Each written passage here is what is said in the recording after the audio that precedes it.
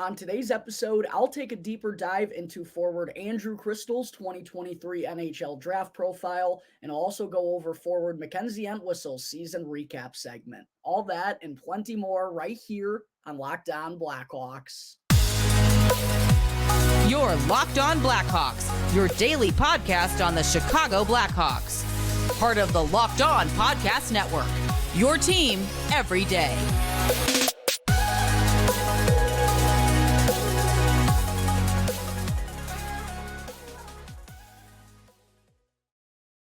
What's up, everyone? Welcome to another episode of Locked On Blackhawks, part of the Locked On Podcast Network, your team every day. Today is Monday, May 22nd. I'm your host, Jack Bushman. You can find me out on Twitter at JackBushman2, or you could also go and check out my Strictly Blackhawks account at Talkin' Hockey for all the latest Blackhawks news and updates.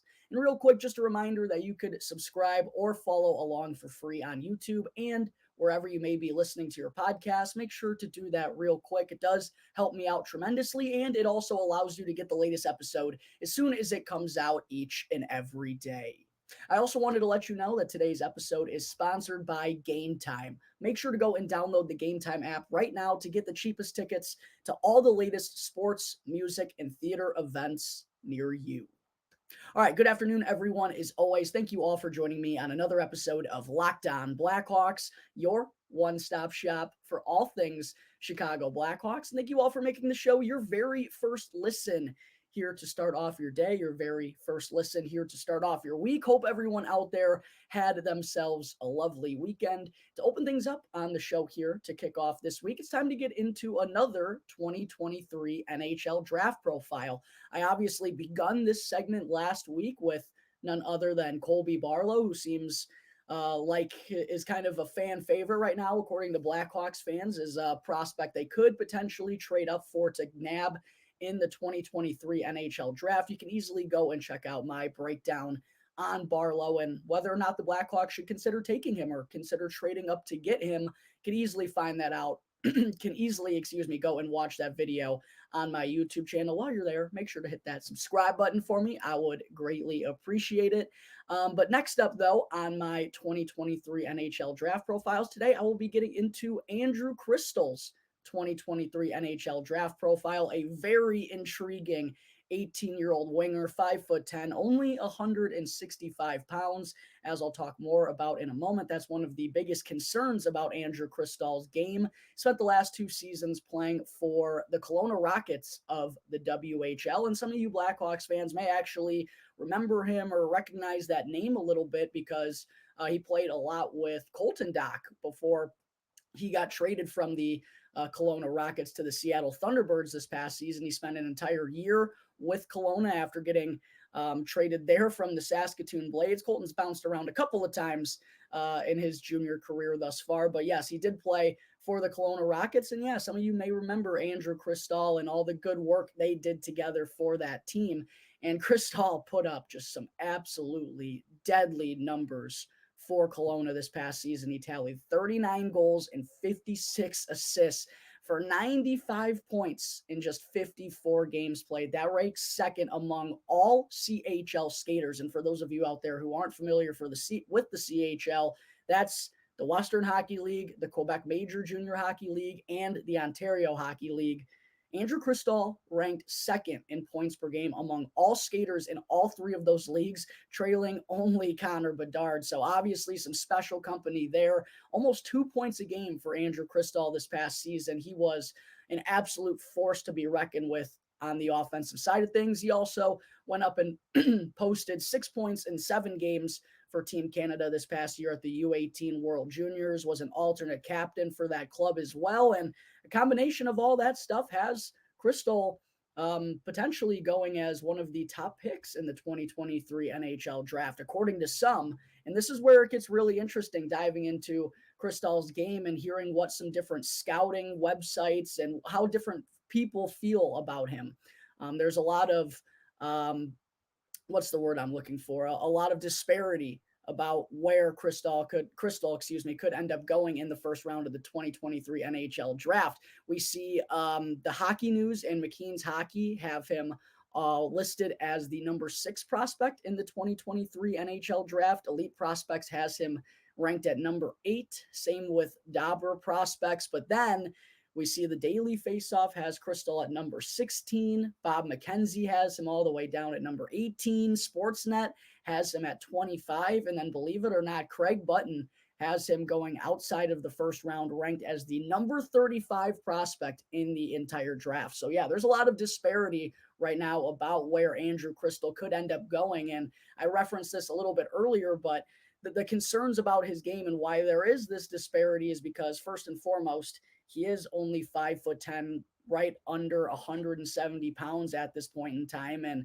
that's obviously going to lead to some concern when you're trying to select a player who you want to help change the tides of your franchise when you're selecting so early in the first round. And when he's only weighing 160, 170 pounds and clearly has some ways to go in that side of the developmental process, that's what leads to some concerns. The other issue that some folks have with him is the skating ability, the skating mechanics, and kind of the compete level. He doesn't necessarily have breakaway speed, and the mechanics aren't exactly the best.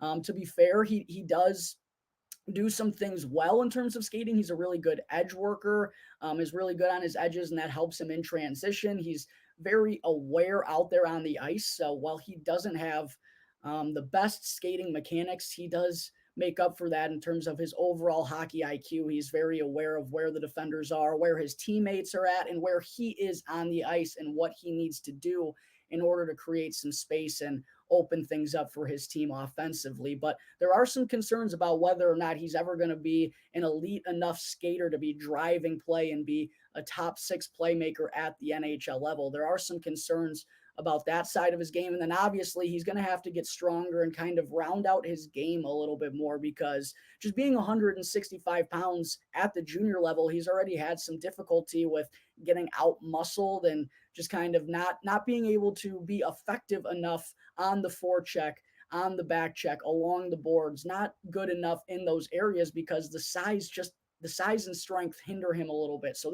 those are really the concerns and the areas that he has to work at moving forward. And that's kind of what's led to some disparity in terms of where he's actually going to go in the draft.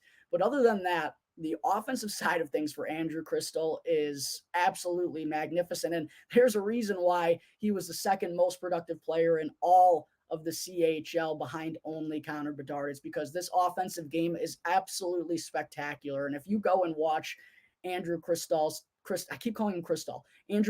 tape, then you'd understand he is a human highlight reel because of the way that he's able to do things with the puck on his stick. He's an amazing puck handler, can dance through tight windows, and in tight areas, he's able to find ways to make a play happen. Good dangler, can carry it through the neutral zone when he's getting pressured by his opponents. And he's shown a really good poise and ability, despite not having the biggest frame, to keep the puck on his stick and keep moving forward. And then he pairs that along with some of the best vision and hockey IQ in this entire draft. I mean, he makes unbelievable plays that you think aren't even there, but he seems like he's a step ahead of everyone out there on the ice because of his vision. He thinks the game at a high level. He knows how to read defenses. He knows where he has to go to open up space, and the ability to make things happen in transition, it's just undeniable, right? He almost kind of reminds me, and I know this is obviously a very lofty comparison, but the way that Andrew Cristall plays in transition, it honestly reminds me of Patrick Kane, because he keeps his head up at all times. He knows where the defenders are. He knows how the defense is supposed to react to a certain play in transition. And he reads things on the fly incredibly well. And I already talked about how poised he is with the puck on his stick, very patient, doesn't, force anything, but can absolutely thread the needle out there.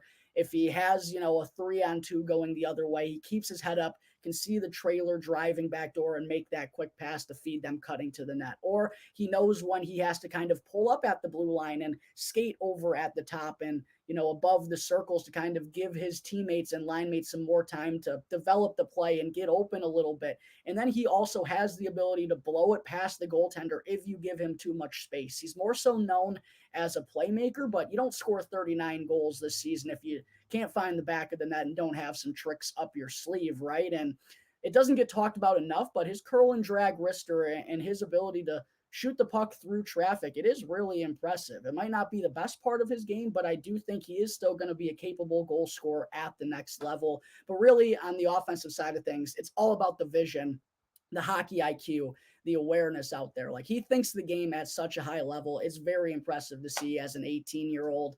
And on the man advantage, he seems like he's a guy who's been very capable of playing his offside, the left circle on the power play. And a lot of his assists come by setting up one-timers, going dot to dot, and setting up his teammates that way. So, yeah, he's got a very dynamic and diverse offensive game. Not, game-breaking speed. He's doesn't have pull-away speed. That's something to work on in the future, but absolutely thinks the game as high as basically anyone in this draft. Put up amazing offensive numbers, a dynamic playmaker in all aspects of it.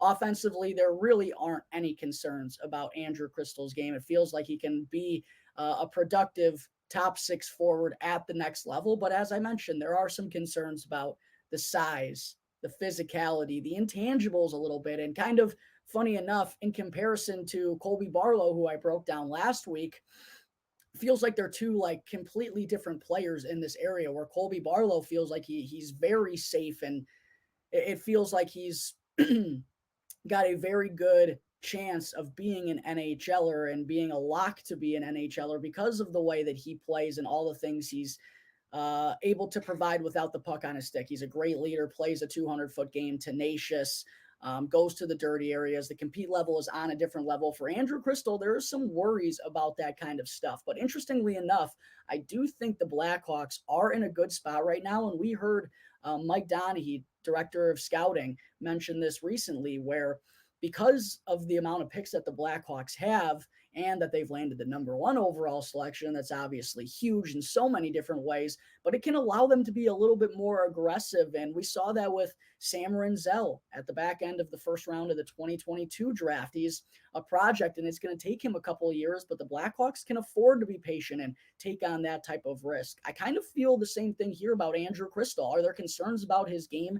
Absolutely. Do you worry that he's not going to be able to do the intangibles well enough that if the offense isn't his bread and butter, there are some concerns about whether or not he's going to be an everyday NHL player? But I do think the Blackhawks are in a spot where they can take a gamble like this. And looking at the offensive side of things, I mean, Andrew Cristall has no weaknesses there. I just talked about how special of a playmaker that he truly is. Go and watch the highlights if you want to see more about what I'm talking about, because he makes incredible plays that look like, he can turn nothing into something in a heartbeat. That seems to be his specialty. So I think the Blackhawks are in a spot where they really could consider Andrew Cristall if they do want to trade up. I feel like, given the position that they're in, if I was calling the shots, that's probably the way I would be leaning. But hey, maybe they're looking for someone that's a little bit more of a safety blanket. That most certainly would be Colby Barlow. But all in all, with the offensive game that Andrew Cristall provides, I'd be willing to take a gamble on him. I know there are some concerns about the size and the strength and the defensive side of things, but he's still only 18 years old, obviously has plenty of runway left to develop. I personally would like to see the Hawks take a chance on a player like this. Obviously, I've only broken down 2 2023 NHL Draft Profile, so I'm not saying it's Andrew Cristall or bust, but I do like the way he plays the game. The playmaking ability is undeniable. I personally would be leaning that way if I was the one making decisions, but I am not. But a very intriguing prospect nonetheless, Andrew Cristall from the Kelowna Rockets, one of the best offensive players in the 2023 NHL Draft. All right, Hawks fans, coming up in just a minute, I still have to get into forward MacKenzie Entwistle's 2022-2023 season recap segment. But first, I need to talk to you all about Game Time, which is the perfect place for last-minute ticket deals. And buying tickets to your favorite events shouldn't be stressful. And Game Time is the fast and easy way to buy tickets for all the sports, music, comedy, and theater events near you. And I personally have been using Game Time since I was back in high school. It's always been the cheapest and easiest way for me to get my tickets to all the games that I want to go to. And I also love how they always send me images of my seats and provide event cancellation protection. So go and download the Game Time app right now, create an account, and use the promo code LOCKEDONNHL in all caps. for $20 off your first purchase. $20 off to a game. Who wouldn't love that? All you have to do, again, is create an account and redeem the code LOCKEDONNHL in all caps for $20 off. Last minute tickets, lowest price guaranteed, game time. All right, we're back here on the Locked On Blackhawks podcast. Real quick before I get into segment 2, I do want to let all of you know about the awesome stuff I have planned ahead for the Locked On Blackhawks podcast. I know I've been getting a lot of new listeners here on the show. There's a special buzz going around in Chicago right now as the Hawks are just a month away from landing generational talent Connor Bedard. And yeah, I appreciate all the new support. Make sure to stick around because there's a lot of good stuff that I have coming up in the next few weeks here on the show. Obviously, my season recaps, my NHL Draft Profiles. I've already started both of those. If you want to get all caught up on that, make sure to go and check out the YouTube channel and subscribe while you're there. I'm also going to be having a chat with Joe Brand from WGN, possibly sometime here this week. I'm also working on having an NHL draft scout come by to talk a little bit more about Connor Bedard and some other potential prospects that the Hawks could be looking at taking. I'm going to be having my end of season Blackhawks top 10 prospects list coming up in the next couple of weeks. So yeah, plenty of good stuff to be looking forward to. Make sure you're already subscribed to Locked On Blackhawks to stay up to date on all of that good stuff. All right, segment 2, time to get into another season recap segment. I'm actually getting pretty close to the end here. I think I only have like 4 or 5 of these left, as I'm only going to be going over players who played in at least a quarter of the game for the Chicago Blackhawks this season, because with the revolving door of players that they had coming up from Rockford for a couple of games and then going right back down, just doesn't make sense to go over each and every one of them, especially when they only played in like 3 or 4 games or something. So yeah, only going to be having a couple of more season recap segments left here on Locked On Blackhawks. And up next, we have none other than 23-year-old forward MacKenzie Entwistle, who played in his second full season at the NHL level this past season with the Blackhawks, and once again spent most of that in a bottom 6 role. And the first thing that I want to say, I've kind of had a similar conversation like this already, but I do think it's a little hard to accurately judge, I guess I should say, the season that someone like MacKenzie Entwistle had, being a fourth liner for,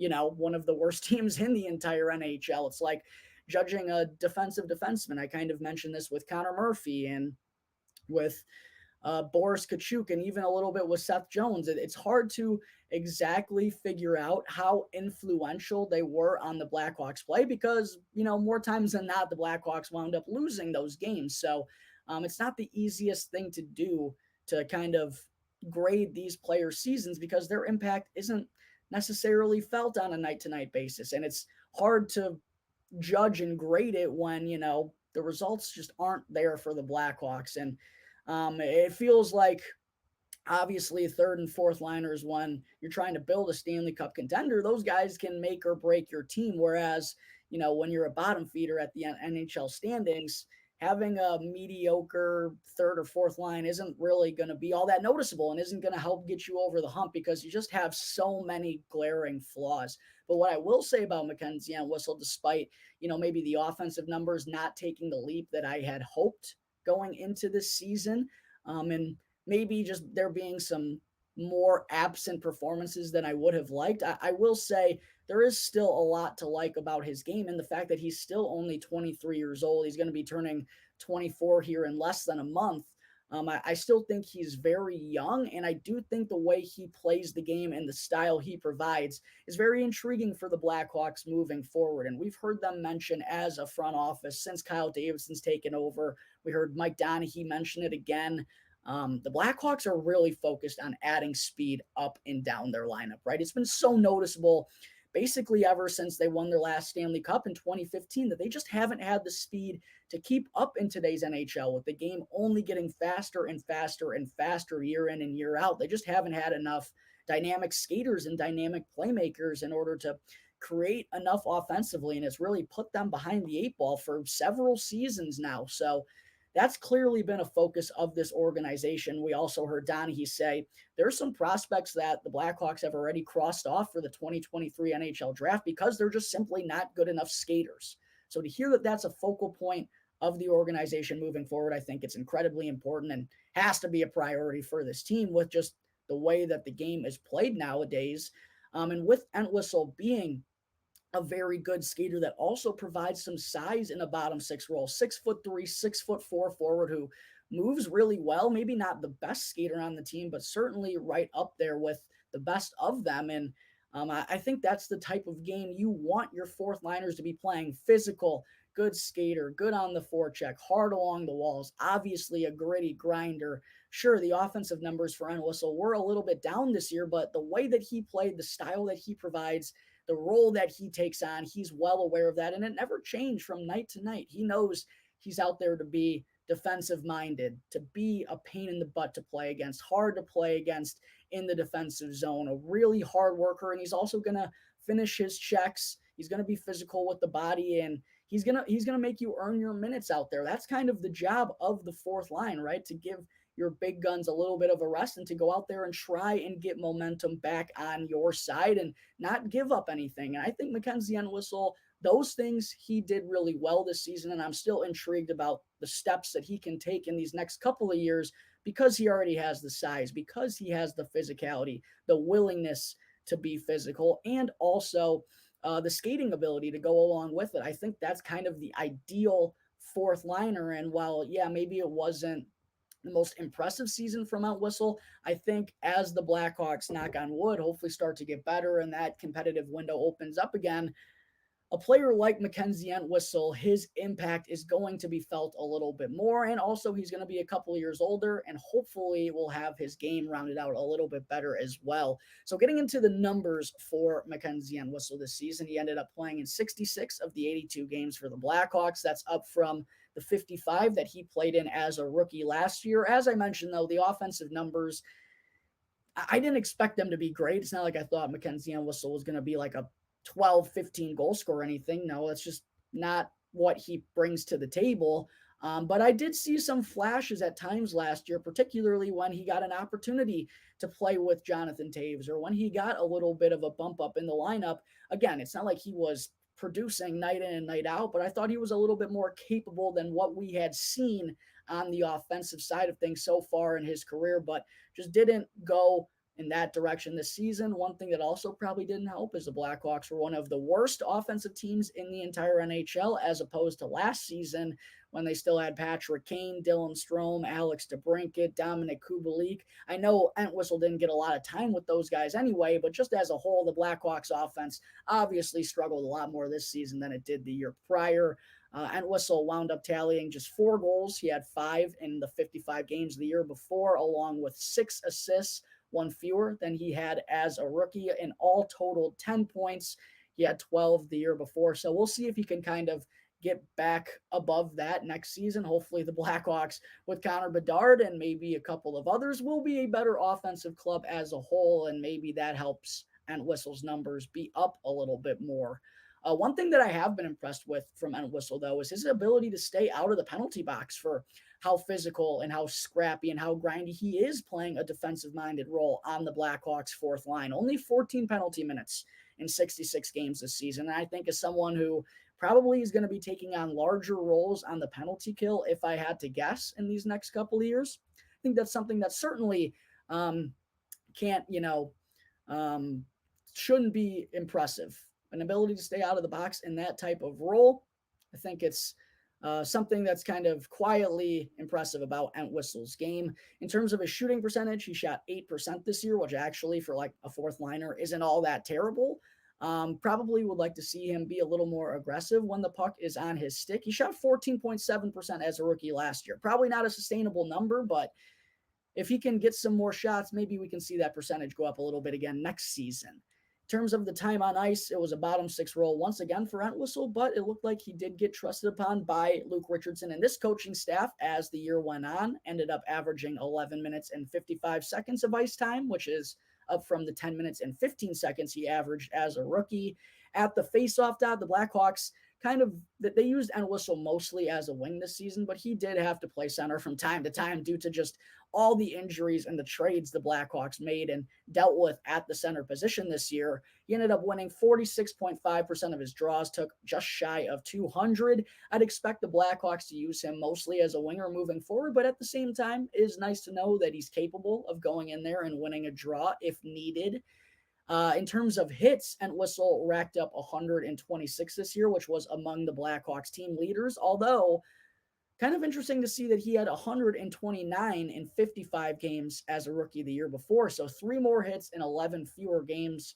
Look, 126 hits is still pretty good for a guy that's playing, just over 11 minutes. Would like to see Entwistle probably rack up a little bit of a higher clip and own that role, maybe just a little bit more. Again, he is physical. He does it on most of his shifts, but just a little interesting to see that he had more as a rookie. Come on, Macker. Got to be a little bit more aggressive out there. Can't let rookie Macker get the best of sophomore Macker. In terms of block shots, he had 28 this year. I'd like to see that number be up a little bit more as he takes on a greater penalty killing role. And then something that also was kind of impressive to me, the analytics for Entwistle this year, in terms of his Corsi, he had a 46.5 Corsi for percentage, which for a fourth liner on a bad team, not bad whatsoever. I'd take that. Even on a good team, if you have a fourth liner above 50%, that's pretty awesome. If the Blackhawks were good and MacKenzie Entwistle had a 46.5 Corsi for percentage, I'd be pretty happy with that based on the defensive role that he plays. And then looking at the goals he was on the ice for and against in all situations, he was on the ice for 25 goals for to only 34 against in his 66 games played. And I know his role wasn't the biggest, but I still think that's pretty solid all in all for a guy who starts mostly in the defensive zone, 60% defensive zone start percentage, a bottom 6 guy, a penalty killer too. I think those are pretty solid numbers from MacKenzie Entwistle analytically. So taking everything into consideration, again, I reference it's a little bit hard to judge a player like Macker who probably, provides the right mindset and does the right things out there on the ice, but you just don't feel it on a Blackhawks team that's, right there with the worst in the entire league. So maybe this is a little bit unfair. I'd like to see Macker maybe take a little bit bigger of a step next season. He was only 23 this year, still very early in his career. But taking everything into consideration, I'm going to give him a flat C for his performance this season. There just wasn't all that much that stood out.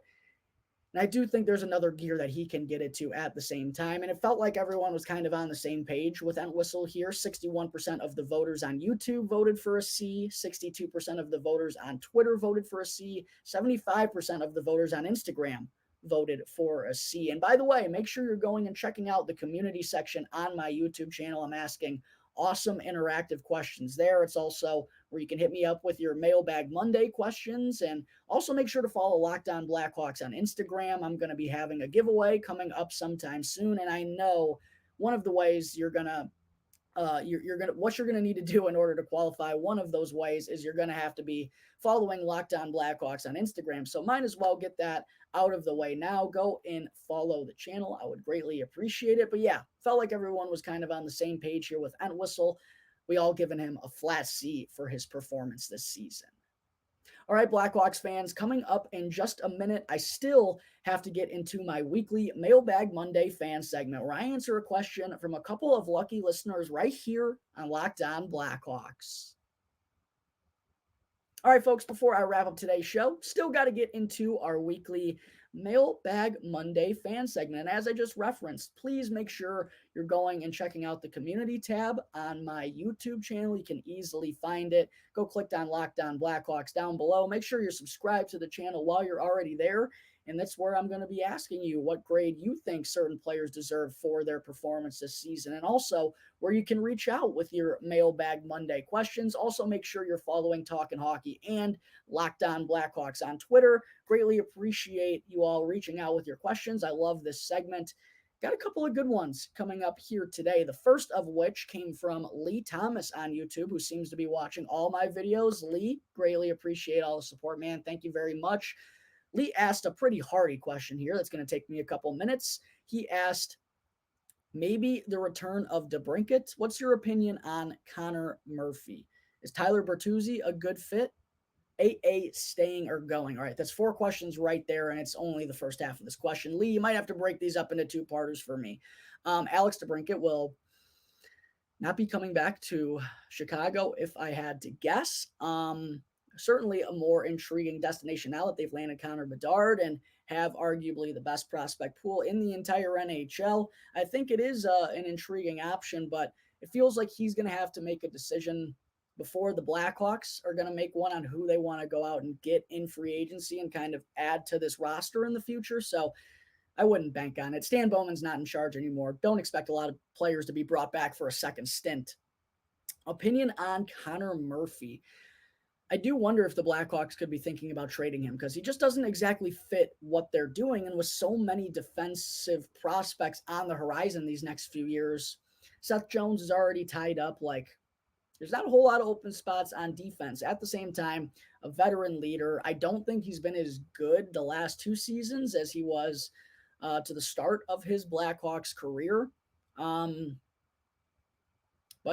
a good veteran leader could be the next captain of the Blackhawks. I do think he's an intriguing name to throw around in trade talks before the NHL draft. We'll see what winds up happening there. If he is with the Blackhawks next season, I would like to see him kind of return to being the shutdown defenseman he was when he first arrived here in Chicago from the Coyotes. Tyler Bertuzzi would be a good fit. I do think he's an intriguing option. Probably going to get overpaid this offseason, which for the Blackhawks wouldn't be the worst thing in the world to do. Do think he's a possible Chicago is a possible fit for him in free agency. AA staying or going right now, I'm going to lean towards AA staying.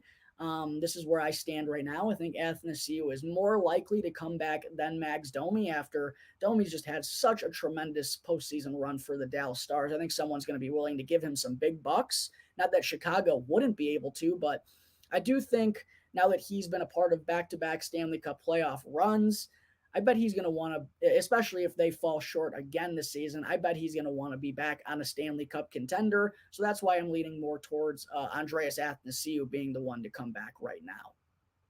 Do you see Bowman being the general manager in Calgary? Coach Q as the New York Rangers coach? I'm pretty frustrated that these two are going to be coming back.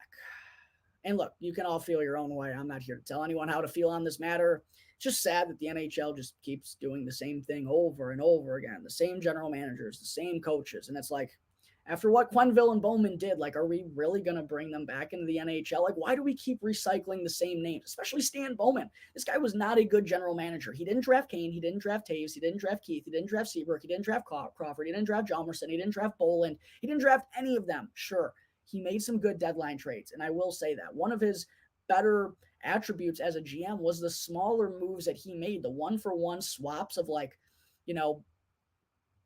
third liners and that type of stuff. He was good at that. But anytime he traded a player of substance, it never went well. I don't understand why anyone would want Stan Bowman to be their general manager. I do think there's more of a gripe as Joel Quenneville as head coach. But personally, if it were up to me, I wouldn't let these guys be coaching back in the NHL again. I will say, though, it's not going to surprise me when both of them are reinstated by the NHL here in a couple of months. It's just the sad way the NHL works. And I do think New York is a really good fit for Joel Quenneville. Taser, Kaner, Keith up in the rafters. Absolutely. Who else needs to? Chelios and Larmer would be good fits. I just think that time sadly has passed. I think the interesting one's going to be Brent Seabrook. Are they going to hang number 7 in the rafters? I doubt it. Who fits as next captain? I think it's going to be Seth Jones. I know Lee Thomas here says, my opinion, not Jones. He's going to be around for the greater good of this rebuild. He's taken on more of a leadership role. However you feel about Seth Jones really doesn't matter in this question. He's probably going to be the next captain of the Chicago Blackhawks. Gutman, Hardman, will they make the cut next year? Cole Gutman absolutely will. Mike Hardman, I think it's probably time for him to start fresh with another organization, or if he kind of realizes where he's at in the NHL might not be the most realistic path, could see him being a veteran leader for the Ice Hogs again next year. Next question I wanted to answer comes from David Perrier, one of those two. I apologize, David, if I butchered that. David on YouTube asked, what role do you see Cole Gutman in next season, and what's his ceiling? He looked awesome after getting called up from Rockford. Do you think he can be an impact player for the Hawks? Next year, it's going to be interesting to see where Cole Gutman starts off, because it is going to come down to what the Blackhawks do in free agency, and we don't expect them to be active, but they are still probably going to bring in 2 or 3 forwards if I had to guess. I think a second or third line center role for Cole Gutman, either or, would be a really good spot for him. And I do think he can be an impact player. I know we haven't had the greatest sample size of him, but the speed, the tenacity, and he flashed some offensive upside there too. And that's kind of what we saw a lot of last summer at development camp and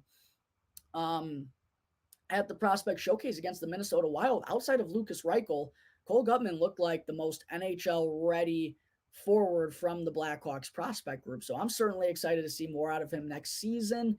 We'll see if he ends up playing center or the wing, but I think a second or third line role would be a good spot for him to start out next season. The last question I wanted to answer today comes from Paul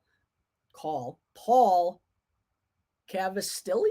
It's a tough Italian last name, Paul. I apologize. Asked, could we see the Blackhawks move into the top 5 for a second first-round pick? Yeah, I just think it's going to be tough for the Blackhawks to move back up there. We know Fantilli is going number 2. There's no way that Anaheim is going to be trading that. I don't see Columbus trading number 3 or San Jose trading number 4. Maybe the Blackhawks can trade up at 5 or 6. I don't know. I think it probably starts at number 7 with the Philadelphia Flyers, if I had to guess. So, yeah, I would not expect the Blackhawks. If you're one of those people who's saying, could the Blackhawks wind up with Bedard or Fantilli in this year's draft? Bedard and Fantilli in this year's draft? No, that's not going to happen. The only thing that would interest Anaheim to get that number 2 pick would be the number 1 overall selection, and we know Fantilli is not going to go before Connor Bedard. So, no, the Blackhawks are probably not going to be getting into the top 5 once again, but I do think there is a good chance that they could trade up to number 7, number 8, or number 10 in the first round. All right, I think that is going to wrap up Monday, May 22nd's episode of Locked On Blackhawks. As always, thank you all again for tuning into today's show. I'm your host, Jack Bushman. You can follow me out on Twitter at JackBushman2, which I should pull up right now. I did a bad job of my overlay today. Follow me on Twitter at JackBushman2, or you could also check out my Strictly Blackhawks account at Talkin' Hockey for all the latest Blackhawks news and updates. So until tomorrow's episode, that's going to do it here for the Locked On Blackhawks podcast, part of the Locked On Podcast Network, your team every day.